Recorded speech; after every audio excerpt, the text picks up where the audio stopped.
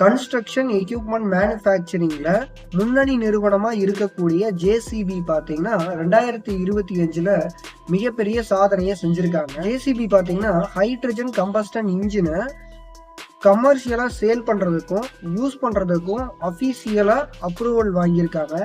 எங்க அப்படின்னு கேட்டீங்கன்னா யூரோப் கண்ட்ரீஸ்ல இந்த மாதிரியான அப்ரூவலை வந்து வாங்கியிருக்காங்க.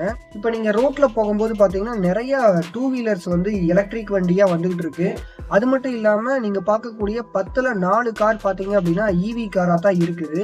ஸோ இப்படி எலக்ட்ரிக் வாகனங்கள் வந்து அதிகமா வந்துகிட்டு இருக்கக்கூடிய இந்த சமயத்துல பாத்தீங்கன்னா ஹெவி வெஹிக்கிளோட எதிர்காலம் அப்படிங்கிறது ஒரு கேள்விக்குறியா தான் இருந்துச்சு. ஏன்னா ஹெவி வெஹிக்கிளுக்கு தேவைப்படக்கூடிய அந்த பவரை வந்து நம்ம பேட்டரியால உருவாக்க முடியாது. ஈவன் நீங்க பேட்டரியை நீங்க யூஸ் பண்ணி அந்த ஹெவி வெஹிக்கிள்ஸை ரன் பண்ணாலும் அதிகப்படியான வெயிட் அந்த வண்டியில இருக்கும். ஸோ இந்த மாதிரி நிறைய ஃபேக்டர்ஸ் இருந்துச்சு. அதனாலதான் என்ன பண்ணாங்க அப்படின்னா ஹைட்ரஜன் வாகனங்களை உற்பத்தி பண்ணலாம் அப்படின்னு சொல்லிட்டு ஃபியூயல் செல் எல்லாம் ப்ராஜெக்ட்ஸ் எல்லாம் பண்ணிட்டு இருந்தாங்க. அது மட்டும் இல்லாம டைரக்டா ஹைட்ரஜனை கம்பஸ்டன் பண்ணி அதுல ரன் பண்ணக்கூடிய வண்டிகளை இந்த மாதிரி நிறைய கம்பெனிகள் என்ன பண்ணாங்க அப்படின்னு பாத்தீங்கன்னா ப்ராஜெக்ட் பண்ணிக்கிட்டு இருந்தாங்க.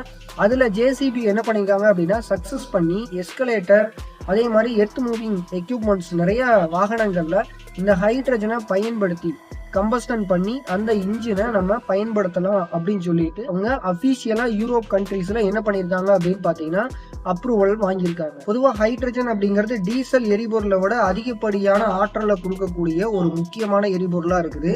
ஆனா இதுல ஹைட்ரஜன் பயன்படுத்துறதுனால மிகப்பெரிய பாதிப்புகள்லாம் வரக்கூடியதா இருந்துச்சு. அதாவது ஒரு சின்ன லீக் ஆனாலும் அந்த டேங்க் வெடிச்சிரும் அப்படிங்கிற மாதிரியான சில ஃபேக்டர்ஸ் எல்லாம் இருந்துச்சு. ஸோ அதிகப்படியான இந்த விளைவுகள்னால இந்த ஹைட்ரஜனை வந்து டைரக்டா பயன்படுத்தாம இருந்தாங்க. ஸோ இப்போ என்ன பண்ணிட்டாங்க அப்படின்னு பார்த்தோம்னா இந்த ஹைட்ரஜனை நல்ல ஒரு டேங்க்ல ஸ்டோரேஜ் பண்ண முடிகிற அளவுக்கான டெக்னாலஜியை உருவாக்கிட்டாங்க. ஸோ அதன்படி பார்த்தீங்கன்னா இந்த ஜேசிபி வந்து 10க்கு மேற்பட்ட சர்டிபிகேட்டை வந்து வாங்கியிருக்காங்க.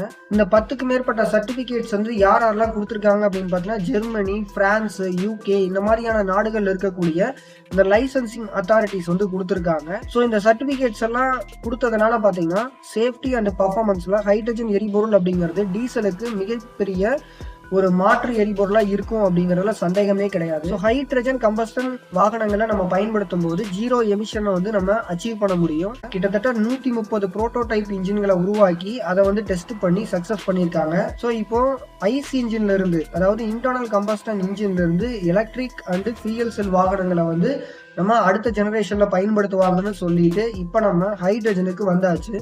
ஸோ ஹைட்ரஜன் அப்படிங்கிறது பார்த்தீங்கன்னா எல்லா எரிபொருளுக்கும் மிகப்பெரிய மாற்று எரிபொருளாக இருக்கும் அப்படிங்கிறதுல சந்தேகமே கிடையாது.